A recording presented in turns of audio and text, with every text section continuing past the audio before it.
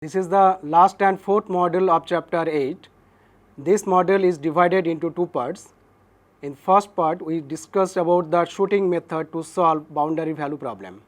And in second part, we discussed the stability of some numerical methods. In shooting method, a second order boundary value problem is converted to two second order initial value problems, and by solving these two initial value problems and combining the results of these two problems, we obtain the solution of the original boundary value problem. So, this is one of the best method to solve boundary value problem. Let the boundary value problem be second derivative of y minus p of x into first derivative of y minus q of x into y equal to Rx. So, this is a linear second order differential equation with the Dirichlet boundary conditions y at a equal to alpha and y at b equal to beta, where alpha beta are given constant. This problem is to be solved by performing the following three steps.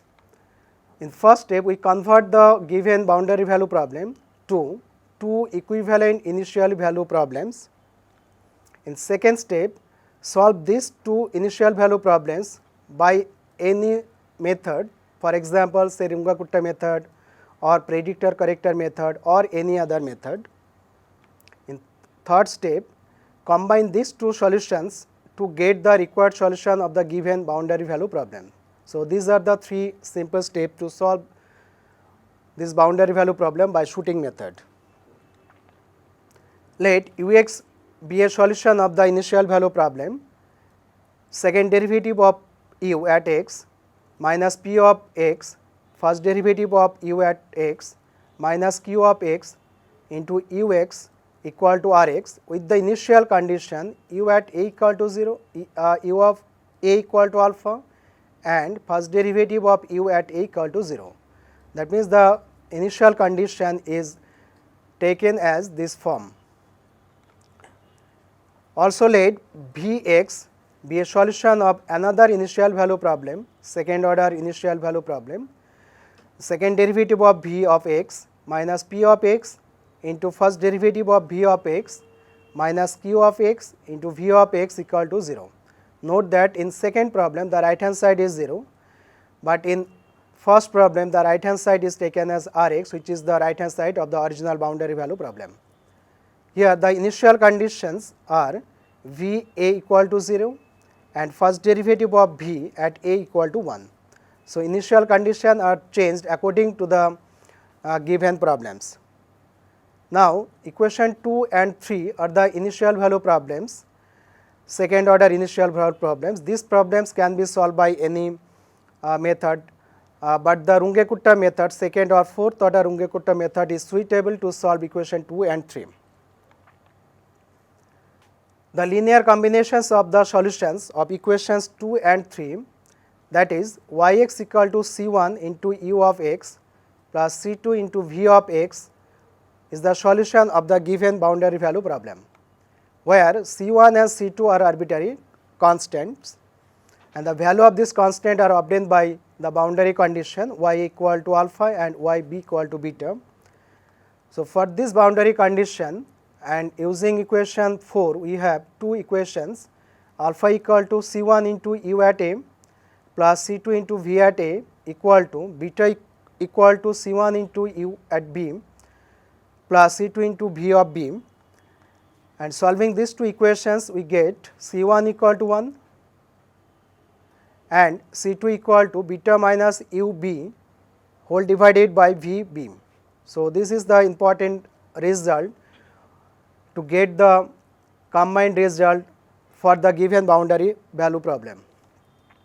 Thus, equation 4 finally reduces to yx equal to u of x plus beta minus u at b whole divided by v at b into vx. So, equation 5 gives the value of y when u and v are given. This is a solution of the given boundary value problem and it is also satisfies the boundary conditions y at a equal to alpha and y at b equal to beta. Now, to solve the equation 3 and 4, we substitute u prime x equal to wx, where prime represents the derivative with respect to x, to the first equation, first second order initial value problem, then it becomes u prime x equal to wx with ua equal to alpha, and the second equation of first problem is w prime x equal to p of x into wx plus q of x into ux plus rx with the initial condition wa equal to u prime a equal to 0. So, this is a pair of first order differential equation of the form dy dx equal to f of xy z, and this equation can be solved by Runge-Kutta method.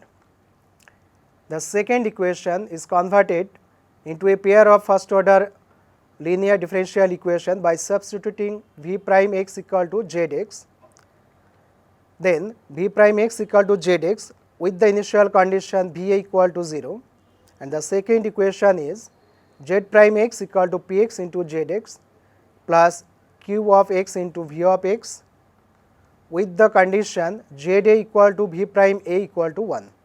So, equation 6 and 7 are two pairs of initial value problem, first order initial value problem, which is coming from the two second order initial value problems.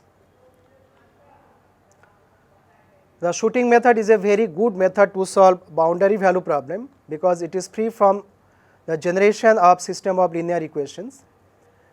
But if the expression p of x into first derivative of y at x plus qx into y of x plus rx is linear, then there is no problem. That means the problem is very simple. But if the expression, the same expression is non-linear, then a lot of iterations are required to get the solution at x equal to b. X equal to b means the right bound of the problem. When y at b is a very sensitive, then it is very difficult to obtain the convergent solution for nonlinear case of the expression. In this situation, the integration may be done from the opposite directions by guessing a value of y prime b, and the iteration be repeated until y a is sufficiently close to the initial value y 0, and the speed of convergence depends on the initial guess or the value of y prime b. Now, we consider one example to illustrate the shooting method. This is the second order boundary value problem with the boundary condition y at 0 equal to 0 and y at 1 equal to 1. That means the boundaries are 0 and 1, and the values of y at 0 and 1 are 0 and 1 respectively. Now, we use the second order Runge-Kutta method to solve the initial value problems by taking h equal to 0.20. For this problem, p of x equal to x square, q of x equal to minus x plus 1, r of x equal to 1, and the boundaries are 0 and 1, a equal to 0, b equal to 1, and the boundary values, that means alpha equal to 0 and beta equal to 1. The two initial value problems are, the first one is u prime equal to w with u 0 equal to 0, and second equation is w prime equal to x square w minus x plus 1 into u plus 1, and the initial condition is w 0 equal to 0. And the second problem is v prime equal to z with v 0 equal to 0, and second one is z prime equal to x square z minus x plus 1 into v, and the initial condition on z is z at 0 equal to 1. So, these two pairs of equation can be solved with the help of second order Runge-Kutta method. The first equation, first pair of equation, that means the system of equation 8 is solved by Runge-Kutta method, second order Runge-Kutta methods, and the solutions are given by this table. The last two column gives the values of u and w for different values of x. That means the u1 is 0.02000, u2 is 0.07984 and so on, and the last value, that means the value of u5 is marked in red color. That means the value of u at 1 is equal to 0.48842. This value is required to find the value of the constant C or C2. Similarly, the last column represents the value of W for different values of X. Similarly, the second order Runge-Kutta method is used to solve the system of equation 9, and the solutions are given by this table. The last two columns represents the values of V and Z for different values of X. Note that the blue mark value, that means V5, represents the value of V at x equal to 1, and the value is 0.83549. And the last column represents the values of Z1, Z2, Z3, Z4 and Z5 for different values of X. The value V5 is also required to evaluate the constant C2. To find the solution of the given boundary value problem, we can calculate the constant C, that one is mentioned in the theories as C2. The C equal to beta minus UB whole divided by VB, which is equal to 1 minus U1, in this case B equal to 1 whole divided by V1, equal to 1 minus 0.48842 whole divided by 0.83549. After simplification, the value of C becomes 0.61231. So, using this value, the value of Y are given by the different values of Y at different values of X are given by Yx equal to Ux plus C into Vx, which is equal to Ux plus 0.61231 into Vx. And the values of X for different values of X are given in the following table. The first row represents the values of X, that 0.2, the values of U is 0.02, value of V is 0.20, and using the formula, above formula, the value of Y is calculated as 0.14246. Similarly, this is the values of X, U, V and Y. These are the values of UV and X, UV and Y, and these are the values of UV and Y for different values of at the values of x equal to 0.8, and last column represents the U when x equal to 1. Third column represents the value of V at x equal to 1, and last value is the value of Y when x equal to 1. Note that the last value, that means the value of Y when x equal to 1, which is exactly equal to the value of upper boundary of the given boundary value problem. So, this is the solution technique of shooting method, and note that this method is free from generation of recurrence relation or free from the generation of system of linear equations, which appears in finite difference method. The shooting method is described to solve a second order boundary value problem, and in this method the given boundary value problem is converted to two pairs of initial value problems, and these two pairs of initial value problems can be solved by any methods like Runge-Kutta method, second or fourth order methods, and by any other methods. We obtain the solution of the given boundary value problems. This method can also be extended to solve third order boundary value problem by converting the given equation into three pairs of initial value problems, and so on. Now, we consider the stability of some numerical methods which are described in this chapter. The stability analysis is one of the important part of the numerical methods to solve ordinary differential equations. Without loss of generality, we assume that the model initial value differential equation be this one, dy dx dy dt equal to lambda into y, where x equal to 0 and y equal to y0, where y0 is a given constant, and the parameter lambda is a real or a complex number. It is obvious that the solution of this equation, that means equation 10, is y equal to e to the power lambda t into y0. This is obvious solution. We assume that lambda equal to lambda r plus I into lambda I, where lambda r and lambda I are the real and imaginary parts of the parameter lambda, and it is assumed that lambda r is less than or equal to 0. If this quantity is positive, then the solution converges to or goes to infinity. So this is the very important assumption for this initial value problem. Similar to the differential equation, let us consider the following model linear initial value difference problem. That means yn plus 1 equal to sigma into yn, where n equal to 0, 1, 2 and so on. Here y0 is a given, that means this is called the initial condition for y, and sigma in general is a complex number. And the solution of this difference equation, that means solution of equation 12, is yn equal to sigma to the power n into y0. And it is obvious that if the absolute value of sigma is less than or equal to 1, then the solution remains bounded. Otherwise, it goes to the infinity when n is very large.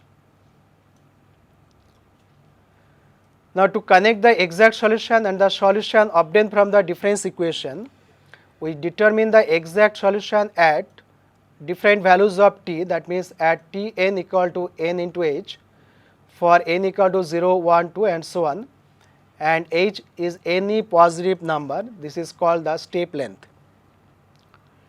Then yn equal to e to the power lambda into tn whole into y0. This is equal to e to the power lambda into nh into y0 equal to lambda sigma to the power n into y0, where sigma is taken as e to the power lambda h. The exact solution, that means the solution obtained from equation 14, will be bounded if the absolute value of sigma equal to the absolute value of e to the power lambda h is less than or equal to 1. And it is possible if the real part of lambda h, which is nothing but lambda r into h, should be less than or equal to 0. It is obvious from the equation, if the real part is less than or equal to 0, then the solution yn converges to 0 for large n. In this diagram, the stability region for exact solution is shown by green region. That means that stability region for exact solution is the left half part of the imaginary axis Im lambda z, and within this region the exact solution remains bounded for any values of lambda h, where lambda h lies in this region. Now we consider a particular case, that means the Euler's method, that means the stability of Euler's method. The model differential equation 10, for this model equation, the value of yn plus 1 obtained by Euler's equation or Euler's method is given by equation 15. That means yn plus 1 equal to 1 plus lambda h into yn. So this is nothing but a difference equation, and by solving this difference equation we get the solution yn equal to 1 plus lambda h whole to the power n into y0, which is equal to sigma to the power n into y0, where sigma equal to 1 plus lambda h. And by previous argument, it is obvious that the method is stable or the solution is stable if the absolute value of sigma is less than or equal to 1. So this is the sufficient condition for stability of Euler's method. In general, the parameter lambda is a complex number. Now we consider different values or different type of values of lambda to study the stability of Euler's method. In case 1, we assume that the parameter lambda is purely real number. So in this case, the absolute value of sigma, that means absolute value of 1 plus lambda h less than 1, or after simplification it becomes minus 2 less than lambda h less than 0. That means if lambda h lies between minus 2 and 0, then the numerical solution obtained by Euler's method is stable. If the lambda is purely imaginary, then we assume that lambda equal to iw, where w is a real number. In this case, the absolute value of sigma, that means absolute value of 1 plus lambda h, that is absolute value of 1 plus iwh, equal to square root of 1 plus w square into h square. Obviously, this quantity is greater than 1. Therefore, we conclude that the method is not stable in case of lambda is purely imaginary. In case 3, we assume that the lambda is a complex number, that means it has a real part as well as imaginary part. So, we assume that lambda equal to lambda plus I lambda I. In this case, the absolute value of sigma equal to absolute value of 1 plus lambda h equal to square root of 1 plus lambda r h whole square plus lambda I into h whole square. It can be less than or equal to 1 for suitable values of lambda r h into lambda I h. That is, lambda h lies inside the unit circle. That means, if the values of lambda h lies within the unit circle, then this method gives a stable solution.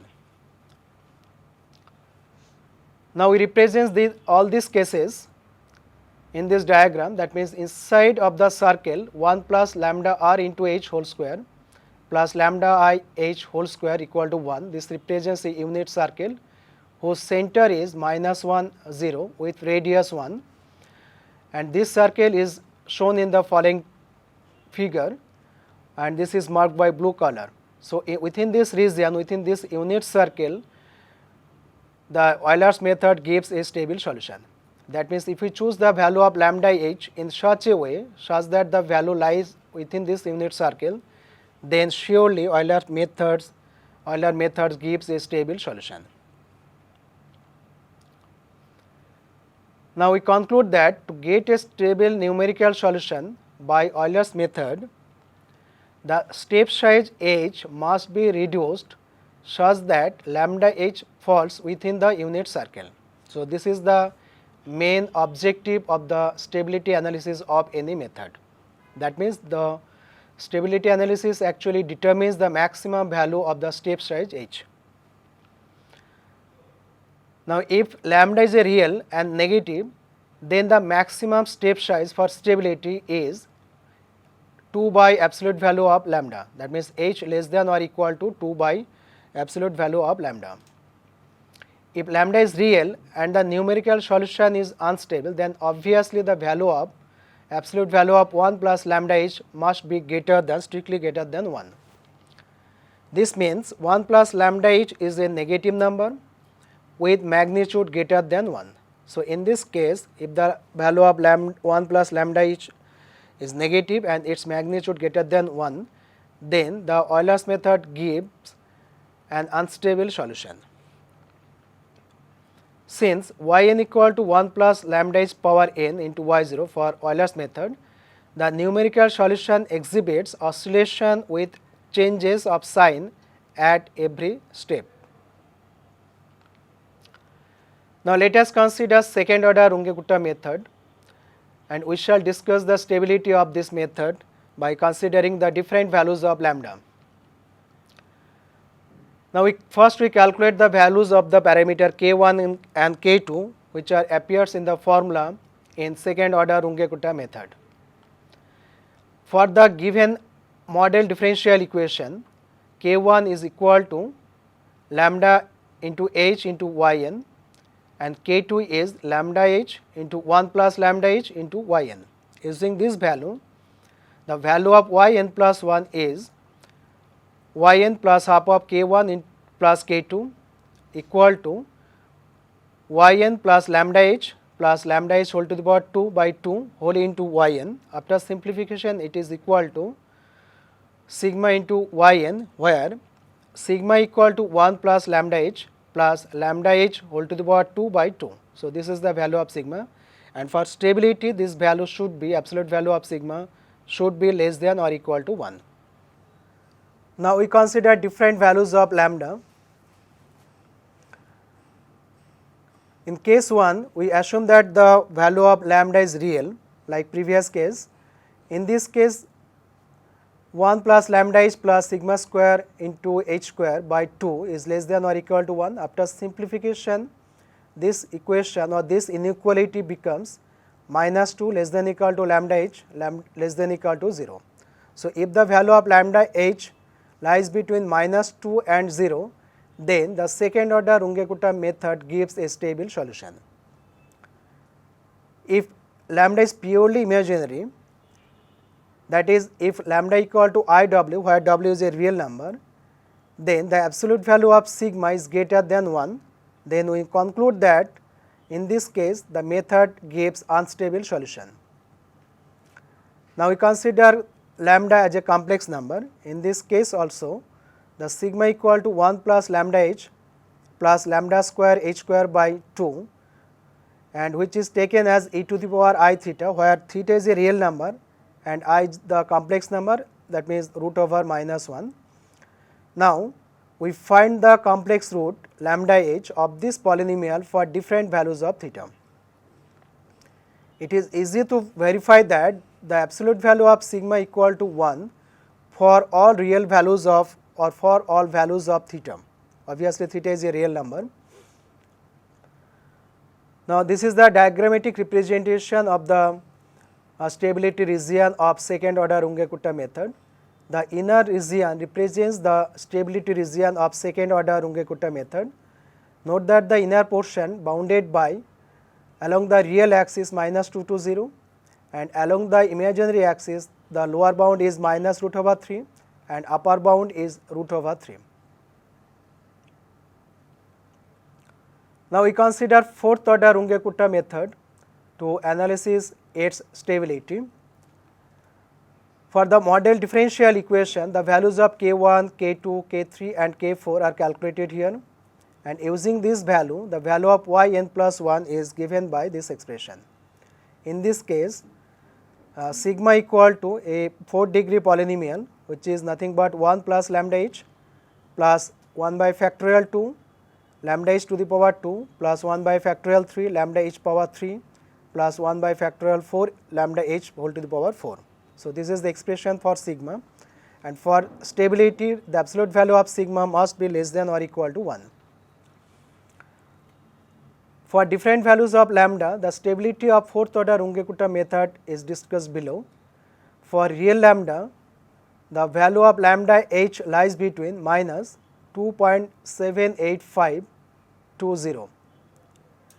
And in case of purely imaginary lambda, the value of lambda h, the absolute value of lambda h lies between 0 and 2 into root 2.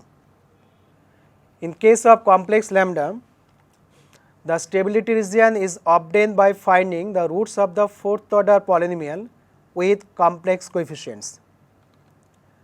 So this is the fourth order polynomial, and right hand side is taken as e to the power I theta, where theta is a real number, and note that lambda h is a complex number, so it is a complex polynomial of degree 4. So this is represents, that means the outer region represents the stability region of fourth order Runge-Kutta methods. The entire region represents the stability region for the fourth order Runge-Kutta method, and it indicates that the region of stability of fourth order method is significantly larger than the second order Runge-Kutta method. That is, the step length h in fourth order Runge-Kutta method may be taken as larger than the second order Runge-Kutta method. And note that the region is bounded along the imaginary axis is bounded by minus 2 root 2 to 2 root 2, and along the real line the bounds are minus 2.785 and 0. So entire region, the left hand region represents the stability region of fourth order Runge-Kutta method. So we can conclude that the fourth order Runge-Kutta method is more better than the second order Runge-Kutta method.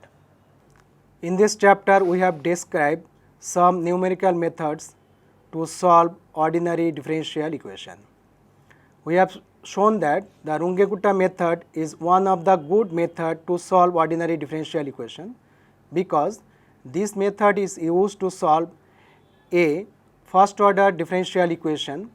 This method is also applicable to solve a pair of first order differential equation, It can be used to solve a system of n first order differential equation.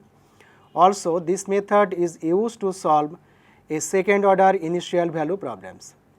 Also, finite difference method is described to solve second order initial value problem as well as boundary value problem. Another good method to solve boundary value problem known as shooting method is also presented in this chapter. Three methods, that means Euler's method, second order Runge-Kutta method and fourth order Runge-Kutta method are considered to analyze its stability. And we have seen that the Runge-Kutta method of order 4 is more better than the second order Runge-Kutta method to solve first order initial value problem. Another good method known as finite element method is used to solve ordinary differential equation. This is a very good method and lot of people are working on this method to solve ordinary differential equation.